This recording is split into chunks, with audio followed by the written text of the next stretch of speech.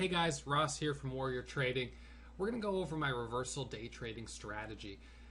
This video is a two-part video. We're going to look first at a live trade that I took today on ABY where I got long at 21.42 with a 20-cent stop and scaled out for over $1 of profit.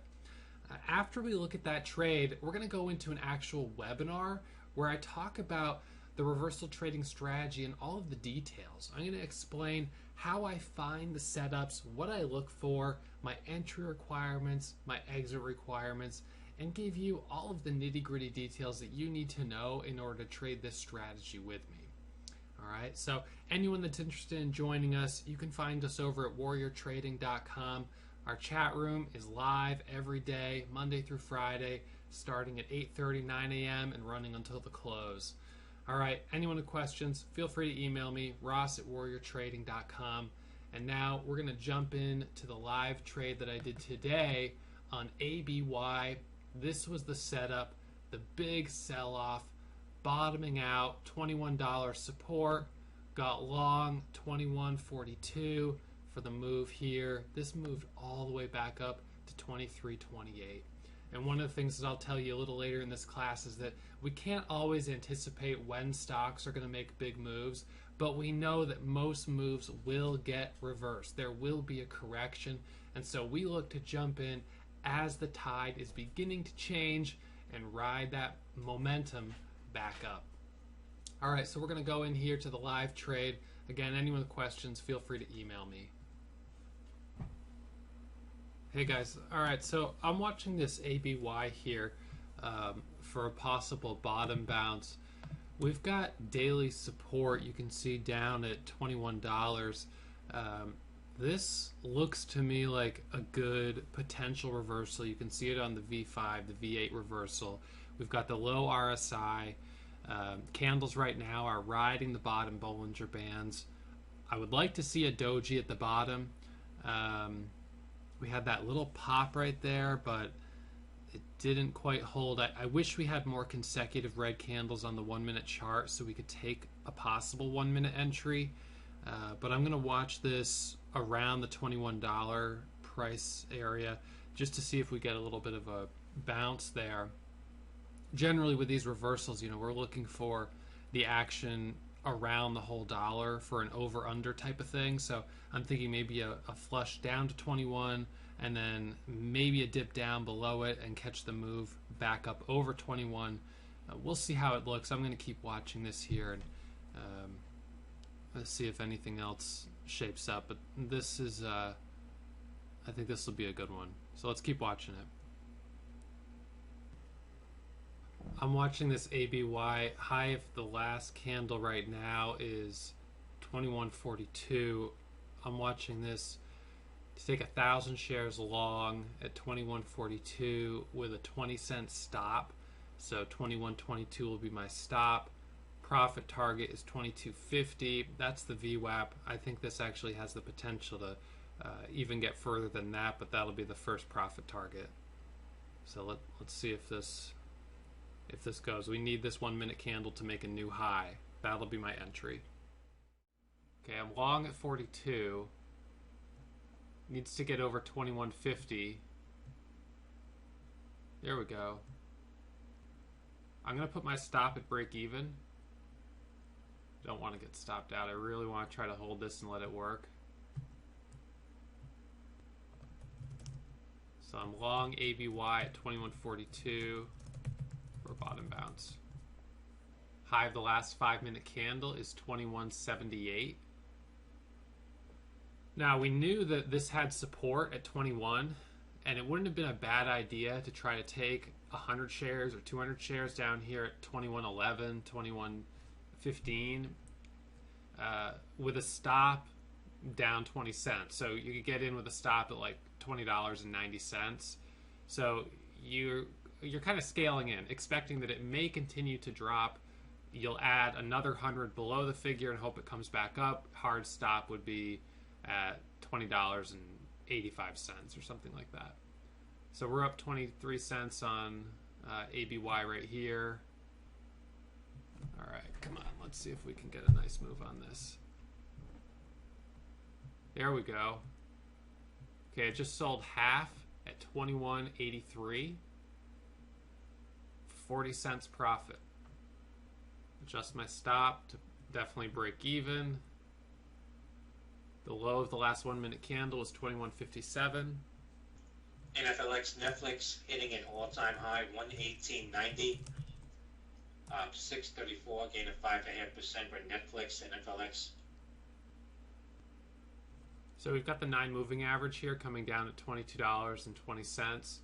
That's the first target, the 9. Second target would be the 20. Third target would be the volume weighted average price. So right here, we've got to break over this moving average on the 1 minute. $22, we know we might run into a little resistance at that whole dollar. There we go. SHPG.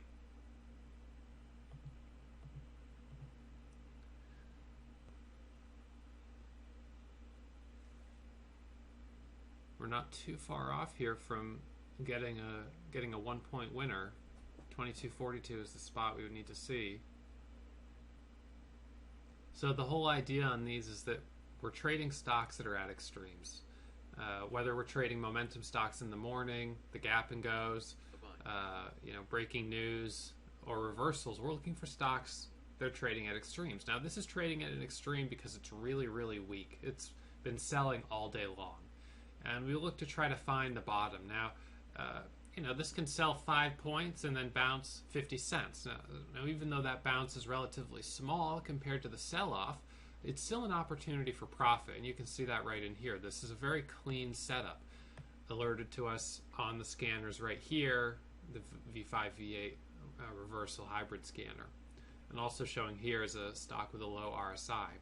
So we think about that rubber band getting stretched out. The weaker and weaker and weaker they get, the more stretched out it gets, until finally it needs to pop. It needs to bounce back a little bit. And we look to get in at the bottom of that, extension and just catch the momentum right back up. 2209 right here is the high of this move back up. And we are running into, as you can see, the 9 moving average coming down here. So this is one where we do have to be a little cautious, but it looks good with the 1 minute chart consolidating above its moving averages. We'll see maybe if we can get this to continue on the move back up. Some traders might think about flipping short here, selling the long position and then getting short with the target of moving back down to the low. Now, we're not that far off the low, but you could get a nice little sell-off. The problem, though, is that we were bouncing off a pretty significant daily support level of $21. If we didn't have any nearby support, I would be more inclined to go ahead and flip short if this breaks down. But because we bounced off a really, really solid support level, I'm thinking that this is a better chance of trending up, maybe even for the rest of the day. So 22.15 here on the ask. I want to try to get 1 point out of it. That would be selling at 22.42. So generally, the way I size is going to be based on the stop and how much I'm willing to risk. So if I'm going to risk generally not more than $500 per trade, sometimes as little as $200 if I'm not really confident. And of course, if I can sell for a loss sooner because it's not working, I'll do that. But worst case scenario, the loss on this was looking like maybe $300, and that meant that I could take, $300 loss meant I could take 1,000 shares. If I was willing to risk 600 or 700, I could have taken more size. So I make sure that all of my risk on any trade is capped at about $500, with the profit potential to make 500 to 1,000. Depending on the strength of the setup. But something we talked about earlier today is the importance of building your cushion each day. The cushion is your profit from the first few trades. So if you do 3 or 4 trades in the morning and you can get yourself up $300-400, now you have a cushion on the day. It's a backstop. Worst case scenario, you adjust your stop on the day to $100 daily profit. So if you're up $400 and you give back $301, you say, all right, I'm done for the day. I'm going to walk away with $99, a little bit of profit. I'm not going to risk letting this day go red. You don't want to go from green to red. So getting that cushion is really important. It's a confidence builder, but it's also, it's an account building technique. Once I have the cushion, right, if I'm already up $400, $500, or even $1,000, I will sometimes allow myself to take a little bit of a larger risk, because now I'm working with basically this big cushion, and I can leverage that to take some bigger trades. And yeah, worst case scenario, I end up closing the day only up $100 or $200, which is still profit. But I had the potential to roll a good $300-400 morning into a $1,500 or $2,000 winning day, which is that those types of days will cover lots of slow days. So I'm really looking for that 1 point here. See, we broke over the 9 moving average. The next resistance is the 20 moving average at 22.66. So we really shouldn't have any issue continuing to trend up. I'm going to set a profit stop on this at $22. So as long as it holds above $22, I'll stay in the trade and let it ride. If it comes down to 22, I'm going to stop out of the rest. And the idea there is trying to keep that final piece as long as possible. Right? I don't want to sell that last piece until I get stopped out. By getting stopped out, I'm proving that I've taken this trade from start to finish the right way. It's very frustrating when you're in the habit of selling your winners too soon and holding your losers too long. And a lot of traders do that. There's a fear of loss, and that fear of loss makes you sell trades really quickly because you're up $100 and RATE December 7th. You know how quickly it can go against you, so you just take the $100 profit. And maybe it would have been a $500 winner, but you're just happy to take the $100 profit. And then on the flip side, when you're down 100 or 200, you're afraid to take the loss. You don't want to make that loss real, and so you just hold it, thinking that maybe it'll bounce back. Maybe this will recover, and it just gets worse and worse and worse until finally you're faced with having to take the loss, and it ends up being much worse than before. And you say, I'm never going to do that again, but you end up doing it again. It's something that new traders do all the time, and a lot of the students in our course are working through those emotions. And the best strategy is a strategy for emotional conditioning. We teach our traders on a 3-month trading plan to increase their risk slowly, starting with a small share size. So by starting small, you can begin to experience the emotional frustration of loss, and the frustration of seeing a winner turn into a loser. But you train yourself to just take the loss and bail out, because that's the right thing to do. And when you're trading 100 shares that the profits really don't matter. As a new trader, it's not about being profitable. It's about building a foundation for a career as a trader, a foundation for your future success. So that's going to be focusing on your statistics. What's your percentage of success? What are your average profits versus your average losses? Those are the type of things that we really want to focus on with all of our new students. All right, so we've got a high here of 22.40, 2 cents off getting 1 point of profit. There's 40, come on, 42. Now we really don't have any resistance on this up until 66, or 64 now, so this should just continue to grind up. My live stop is still at $22, but at this point it makes sense to probably tighten that up to something like 22.19, just below this moving average, which is holding as support. Okay guys, so let's get started with the webinar portion of this video. We're going to go over the reversal trading strategy in all of its details. I talk to new traders almost every single day. I've talked to hundreds of traders this month alone, and one of the common themes among new traders is, I don't know what to trade. There are thousands of stocks moving in the market every single day, but finding a setup that is consistent and that is a good fit for you is really hard. And so I'm going to introduce the reversal trading strategy. It's really hard to catch stocks before they make a big move. And this is an example here of a stock that sold off really hard right out of the gates. Now, it would be really hard to catch this type of move to the short side. But we know what goes up must come down, and what goes down must come up eventually.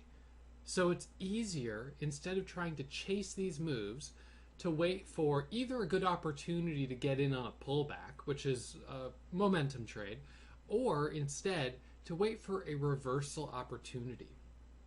All right, and this right here shows a picture-perfect reversal, a pin bar at the bottom signifying a potential reversal, and then that big swing back up, this V shape. All right, and we took this long right off the bottom with a tight stop at the low of day and trailed that stop up for a really nice 6-to-1 profit-loss ratio. All right, and you can see we found this stock right here on one of our stock scanners. Now, the advantage of reversals, the big one is that, like I said, it's difficult to anticipate when stocks are going to make big moves, but we know that almost all of the big moves will eventually be corrected. So one of the big advantages is the opportunity to watch stocks that are running up while slowly calculating possible resistance points, possible areas that could provide a good reversal opportunity. And it allows you to, instead of feeling like you need to be impulsive or rush into the trade, to watch the trade develop and wait for the momentum to begin to shift. All right, so when you're looking at reversals, you want to make sure that you only trade extremes. So the example we just saw was a stock that made an extreme move to the downside, and then that move got reversed. Now, a stock that's just been slowly selling off all day long usually isn't suitable for a reversal. Instead, we want to think of stocks the way we think of a rubber band. We want to get them really stretched out to the downside, or the upside for a shorting. That means we want to see the big extension, a lot of volume, all right? And then we look for a couple of key indicators that are going to suggest that the tide may be about to turn, and that's when we take the position, all right? What goes up must come down. Here's a trade that we took on VA, a nice big move up from $34 at the open up to $36.50, and then that quick pullback. Right? Oftentimes, these stocks will give up hours worth of progress in a matter of minutes. So being able to time the reversal is really critical. All right, now the key to success with top and bottom reversals is trading the extremes. So there are a few things that I look at in order to quantify an extreme. One is going to be a high or low RSI. That's the relative strength index. So an RSI above 90 or below 10 are going to pique my interest. A candle outside the Bollinger Bands is going to pique my interest. Right? And also 5 to 10 consecutive candles ending with a pin bar or a doji is definitely going to strike my interest. Now, there are times where we'll have 5 to 10 consecutive candles and they may not have had a lot of price action. So they may be drifting down slowly but not quickly enough to give us the feeling that it's a good reversal. So we kind of look for a combination of these indicators all occurring at the same time. So what I'm going to teach you here is how to find reversal setups using stock scanners, how to read the Bollinger Bands to find extremes, how to use pin bar candlesticks to take an entry, how to understand where to set your stops and your profit targets, and how to trail your winners. This is important. This is a strategy that is really successful for me and has one of the best profit-loss ratios. Your profit-loss ratio is your average winners versus your average losers.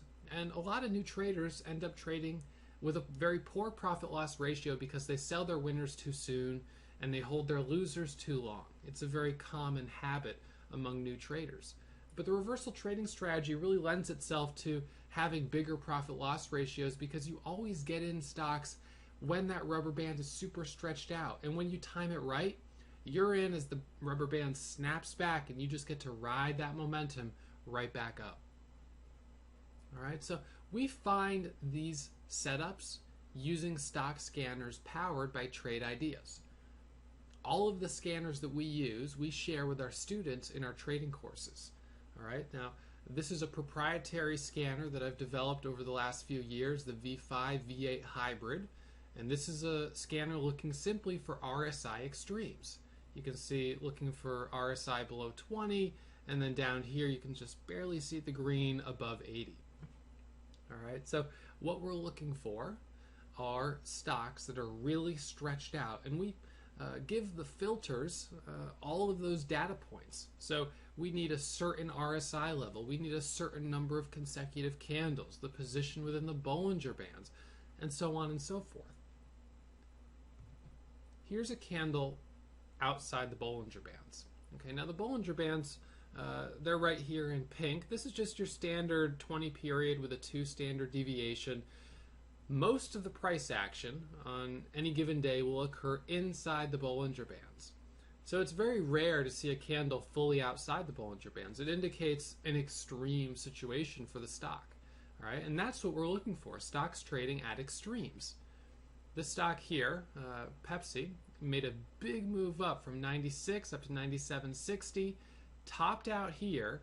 We got short, recognizing this stock had a high RSI. It had a candle outside the Bollinger Bands. It had 6+ consecutive green candles, and the final candle was taking the form of a pin bar. We short up here with a stop at the high of day and a profit target of a return back down to our moving averages and potentially back down to the VWAP, the volume weighted average price. And here's an example of a bottom bounce, again with a candle outside the Bollinger Bands. Low RSI, 1, 2, 3, 4, 5 consecutive red candles, with the final candle showing as a pin bar, doji, hammer, kind of, in-between candle. But definitely a candle of indecision at the bottom of a sell-off that peaked in pretty high volume. All right, so on this one, we got long here at 77.75 for the bottom bounce. And we got this nice move here up to, looks like a high of 78.50. Stop was 77.20.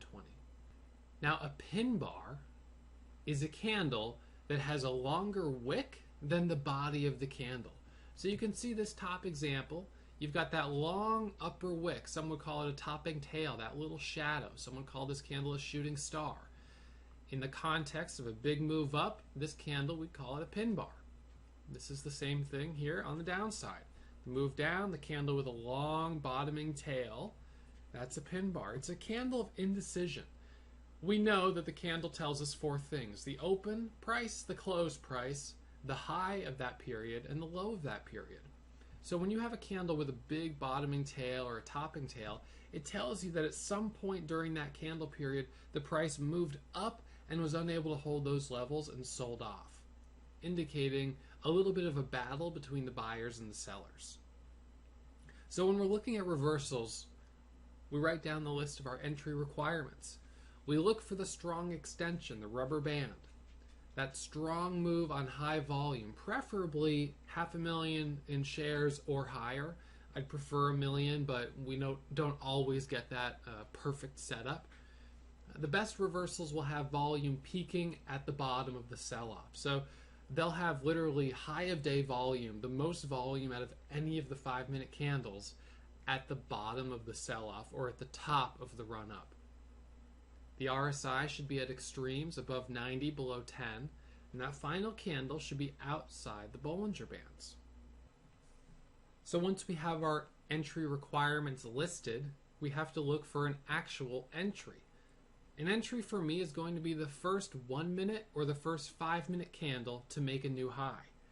So when we've had a big run of consecutive candles making new lows, candle after candle, the first candle that makes the new high is really significant. That's my entry point. Now, there are times where I'll use the 1-minute chart. If we have 5 consecutive red candles on the 5-minute chart and we have 20 consecutive red candles on the 1-minute chart, I'll use the 1 minute to time my entry, but typically I'll wait for the 5-minute because it's better confirmation. The 5-minute chart is cleaner. So the first 5-minute candle to make a new high is where I get in the reversal with a stop either at the low of day or simply down 20, 30 cents. Usually if a stock goes 30 cents against me, I sort of admit defeat. I think that I mistimed my entry and I might as well just try again rather than continue to hold. So there are times where I'll simply use a 20 or 30 cent arbitrary stop if the low of day is too far away. And that may be the case on stocks that are more expensive or that are just simply more volatile. Now, once you're in one of these trades, your exit indicators are pretty simple. If the stock pops up and then suddenly moves back down on a bottom bounce, you stop out for a loss. All right? If you jump in the stock and it ends up just going sideways, it's a good indicator that we're probably getting a flag, a bear flag, and that's an indication that the price is probably going to continue to drop. So if I get in, I hold for a few minutes and the price stays flat, I get out. If I get into the profit zone, I can start adjusting my stop first to break even and then to the low of the last 5-minute candle once I'm in the profit zone. And I'll keep adjusting my stop as I move up. All right, now I'll give you a couple examples here and then we'll go over a trade that I did in real time. All right, here's a bottom bounce, alerted on the scanners, a big sell-off, followed by that long bottoming tail at the bottom and that nice reversal. Another sell-off here, strong sell-off, bottoming out. We don't get the perfect doji at the bottom, but we do have high volume. And then the move back up to the VWAP, this orange dotted line. This example that we had on the first page, the big sell-off, doji pin bar at the bottom, and the big return back up. Again, we found this on our scanners. Okay, right here, a sell-off out of the gates, a gap down, sell-off, catching the bottom. $85.68 was our long entry. We got to move up to $86.50 for 1 point. 20 cent stop, $1 profit. That's a really good profit-loss ratio. Another quick sell-off. That final candle at the bottom doesn't take the form of the perfect doji. They're not always a perfect setup, but when we line up the other indicators, the low RSI, the consecutive 5-minute candles, and potentially resistance or support areas on the daily chart, we can help build a case for taking the trade even if not all of the indicators are lined up exactly right. Now, the same as bottom reversals. Top reversals, we're going to look for that big rubber band, the big move to the upside, and then the quick pullback. Now, I'm a long bias trader. I like to be long most of the time when I'm trading, and I feel that a lot of retail traders are like that, and it means that stocks can be irrationally strong. People continue to buy them up, and they just run much further than seems logical.